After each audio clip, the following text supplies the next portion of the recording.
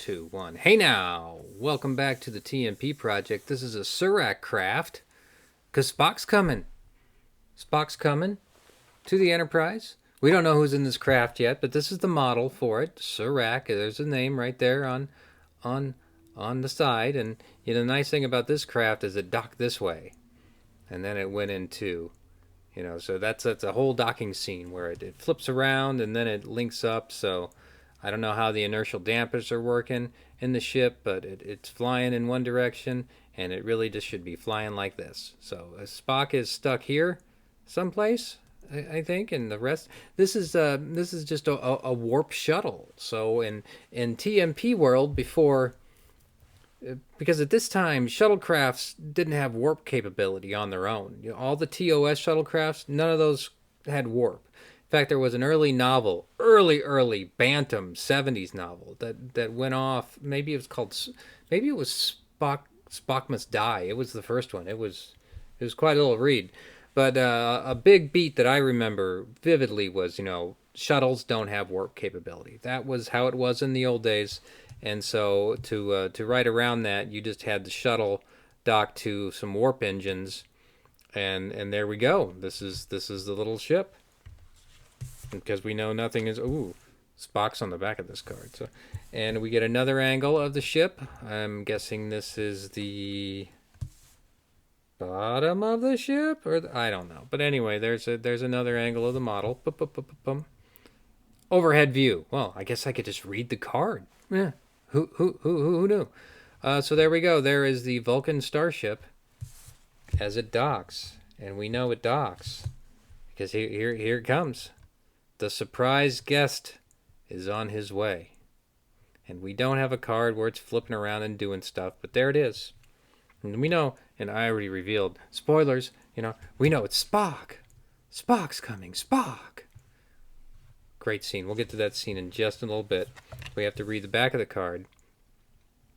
Spock appears on the bridge, and to the delighted surprise of Captain Kirk and the bridge crew, the Vulcan reports that he has been monitoring. And Nimoy always brought some odd pronunciation to Spock to make him more alien. So sensors was sensors, and monitoring was monitoring. Can't even say it, but he breaks that down to as many syllables as he can get out of the word. I think that's the beat that Nimoy always played with Spock. Get enough syllables as you can out of any particular word.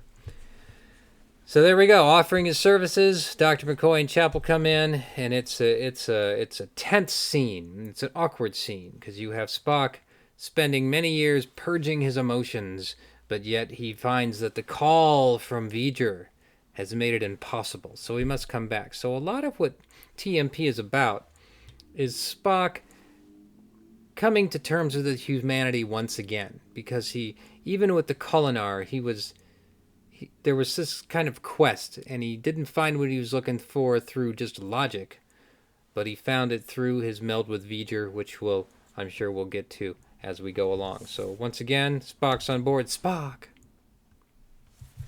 And then...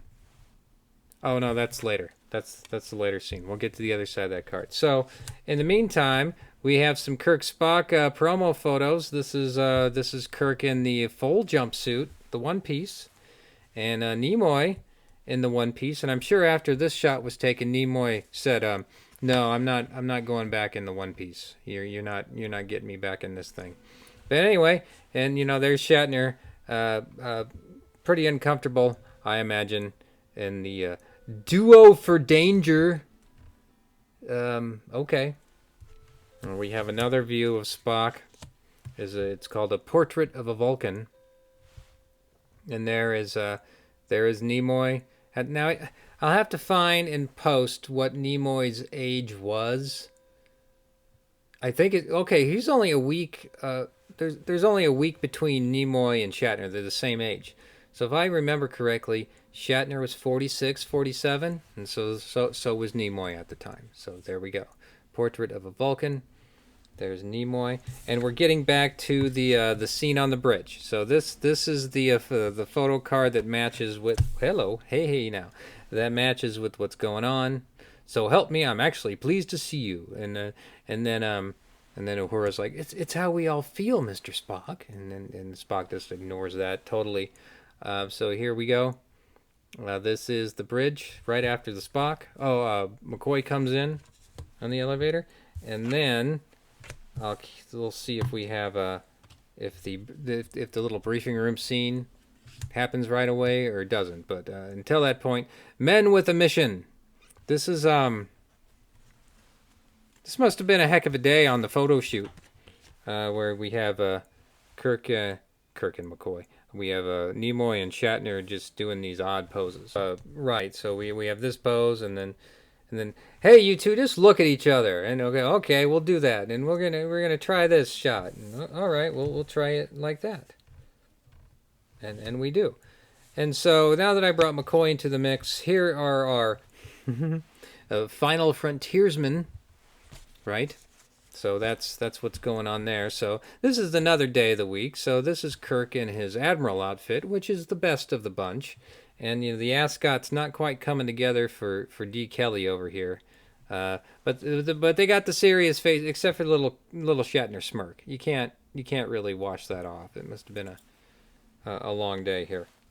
Okay, so that's Spock's on board, and Spock's here to help. So he's got to help in engineering and get the warp engines going online. And so I think maybe I'll do the next show on Spock helping out in the engineering.